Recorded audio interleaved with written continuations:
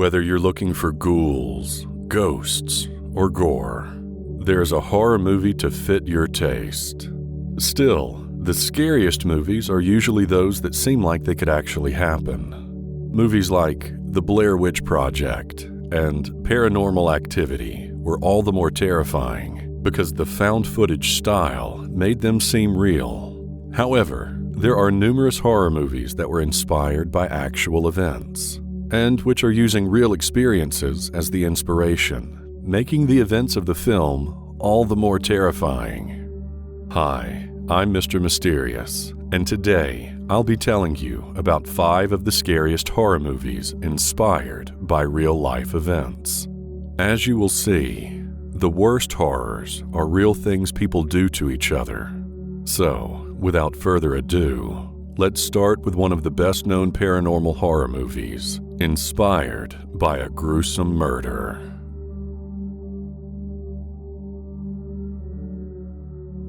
The Amityville Horror. The original 1979 The Amityville Horror, starring James Brolin and Margot Kidder, is the classic haunted house horror flick.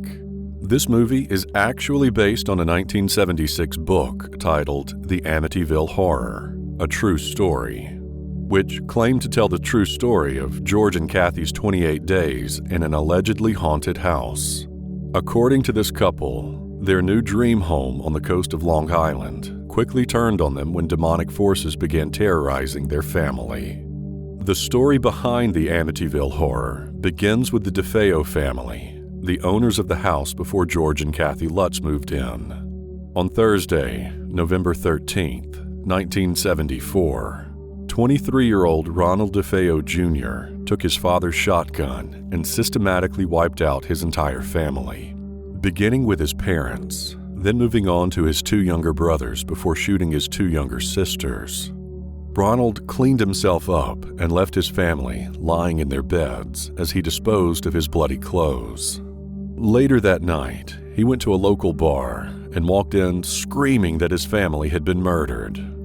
The house was soon mobbed with police, where Ronald's family members were found face down in their beds with no signs of struggle.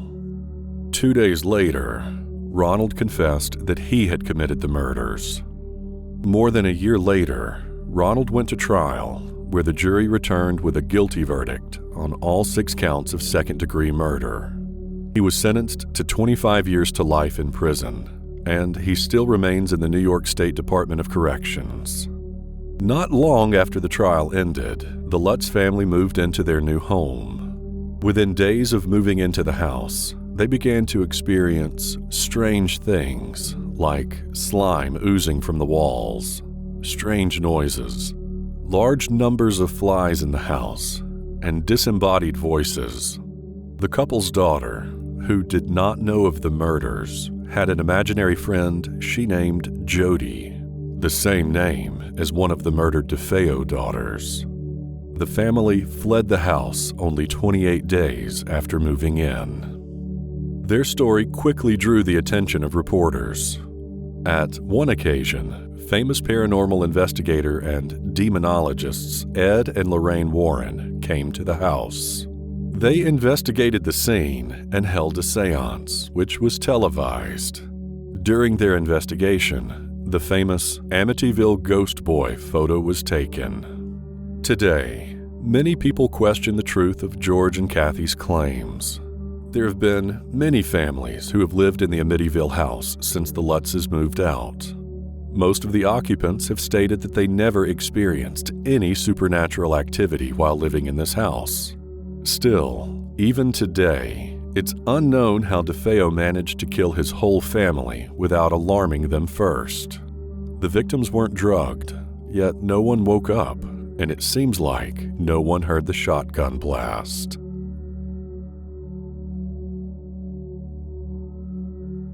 The Texas Chainsaw Massacre. Despite being heavily touted as inspired by a true story, both Tobe Hooper's original 1974 film and the 2003 remake are lightly based on the real-life serial killer and body snatcher named Ed Gein. also known as the Butcher of Plainfield. His gruesome crimes served as the inspiration for characters like Norman Bates from Alfred Hitchcock's Psycho and Buffalo Bill from The Silence of the Lambs. On November 15, 1957, Plainfield hardware store owner Bernice Warden disappeared. Her son told investigators that Ed Gein had been in the store the evening before her disappearance and returned the next morning for a gallon of antifreeze. Upon searching Gein's property, investigators discovered Warren's decapitated body in a shed, hung upside down by ropes around her wrist, with a crossbar at her ankles. However, even though this scene was shocking and highly disturbing, investigators could not believe what they saw once they entered Gein's house. They found skulls and whole bones scattered around the house, in addition to human skin covering several chair seats, bowls made of human skin, a lampshade made from the skin of a human face, leggings made of human leg skin, and a belt made from female nipples, among numerous other disturbing items. When questioned, Gein told investigators that between 1947 and 1952, he made as many as 40 nocturnal visits to 3 local graveyards to exhume recently buried bodies. He also admitted to trying to create a woman suit after his mother died in an effort to become his mother and to literally crawl into her skin. Gein also admitted to the shooting death of Mary Hogan, a tavern owner missing since 1954, whose head was found in his house. But he later denied memory of details of her death. Gein died at the Mendota Mental Health Institute on July 26, 1984, at the age of 77. Over the years, souvenir seekers chipped pieces from his gravestone at the Plainfield Cemetery until the stone itself was stolen in 2000. It was later recovered, but the gravesite itself is still unmarked.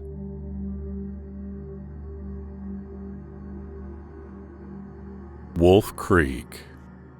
In the Wolf Creek movie, 3 young backpackers in their 20s return from a hike in Wolf Creek National Park in the Australian outback to find that their car won't start. They accept help from a seemingly friendly local bushman. However, they soon realize that he is not the friendly bushman they thought, which is where the real horror starts. Even though this movie doesn't represent a single true event, it is heavily based on several gruesome crimes. On July 14, 2001, British tourists Peter Falconio and Joanne Lees traveled on the Stewart Highway from Alice Springs in the direction of Darwin.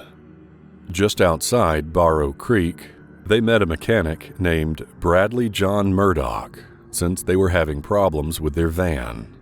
Peter went to the back of the van with the mechanic to have a look, and Joanne was asked to rev the engine. She later said she thought she heard a gunshot. This is when Murdoch, holding a gun, came to her window. He bound her hands and dragged her into his car and disappeared for a while. It is assumed that he dealt with Peter's body during that time. This is when Joanne managed to escape by hiding nearby.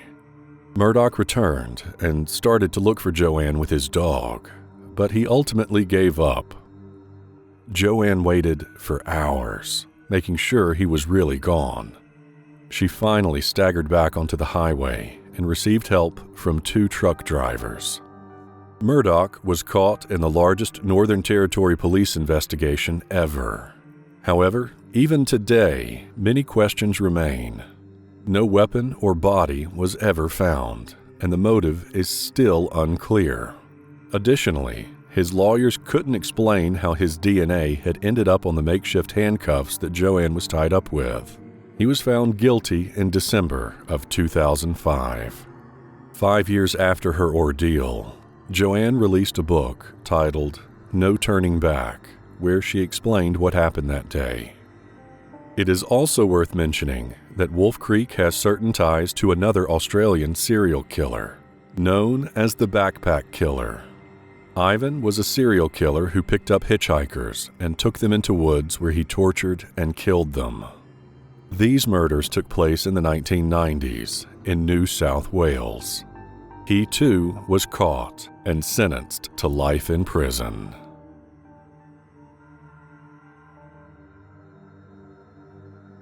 The Girl Next Door. The plot of The Girl Next Door, a movie released in 2007, directed by Gregory Wilson, seems so twisted and shocking that many of us couldn't believe that it actually happened in reality. Unfortunately, it did. Carnival workers Lester Likens and Elizabeth Grimes had 5 kids together. Sylvia was the middle child, born between 2 sets of twins. Between the late 40s and 60s, the parents had to travel a lot following the carnival in order to make a living, which resulted in leaving their kids behind, most of the time under the care of relatives in Indiana. Their marriage was not ideal, with problems ultimately leading to divorce. After the divorce, Sylvia went with her sister Jenny to live with their mother. However, after their mother got arrested for shoplifting, the girls had to return to their father.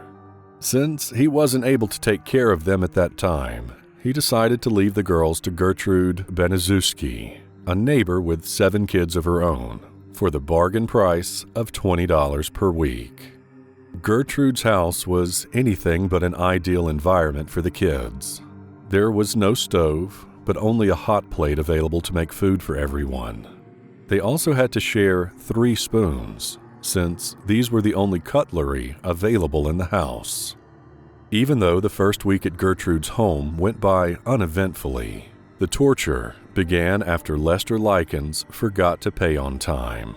The girls were taken down to the basement and were beaten with a paddle.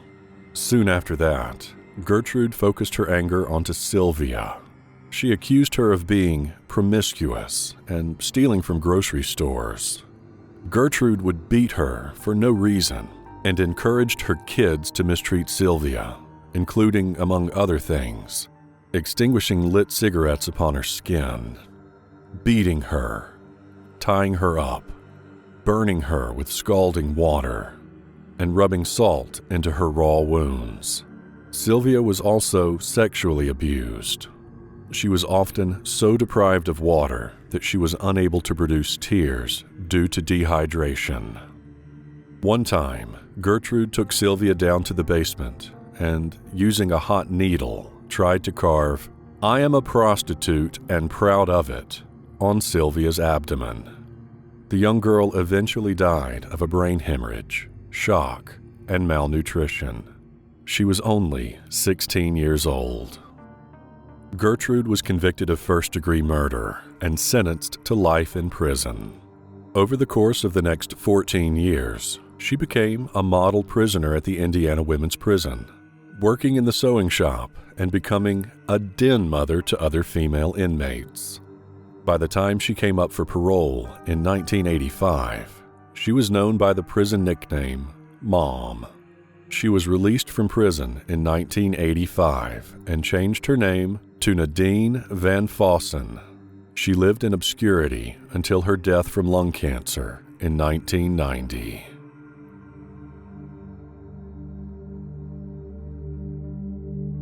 The Exorcist. Directors William Friedkin's classic horror film, The Exorcist, had its New York City premiere in 1973, changing the face of horror cinema forever. The story of a young girl named Reagan, possessed by a vulgar and clever demon, became notorious for reports of audience members fainting from fear. However, The Exorcist isn't just the product of someone's wild imagination. It's actually based on real-life events.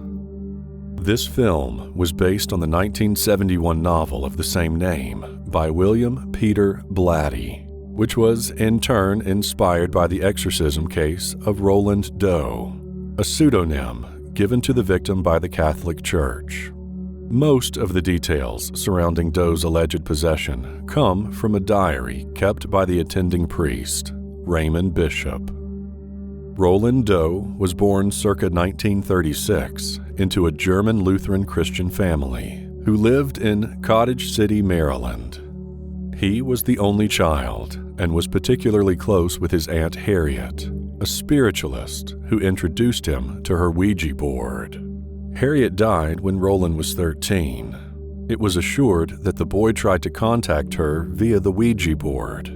Soon after this event, strange noises started to occur in the Doe house, including squeaky and marching feet. Furniture moved by itself, and objects levitated. Roland was examined by both physicians and psychiatric doctors who could offer no explanation for these events. Several priests examined the boy and spent some time with him. They said that they heard vibrating sounds coming from Roland's bed and scratching on the wall. Armchairs and blankets moved around the room of their own accord. The boy was scared of anything sacred and spoke in a guttural voice. The priests decided to perform the exorcism in secret. During this act, words such as evil and hell appeared on Roland's body, and he was highly aggressive. The ritual of exorcism was performed on the boy over 30 times over the course of several weeks. After the final exorcism was over, the Doe family was no longer troubled. Roland went on to become a successful and happily married man, father, and a grandfather. Whether the case of Roland Doe is true or not, it inspired one of the greatest horror movies ever produced. The Exorcist was nominated for 10 Academy Awards and won 2, becoming the first horror film to ever be nominated for the Oscar for Best Picture. If you find it mysterious, share and like this video. Also, be sure to subscribe because you don't want to miss what's coming next. As always, thank you for watching.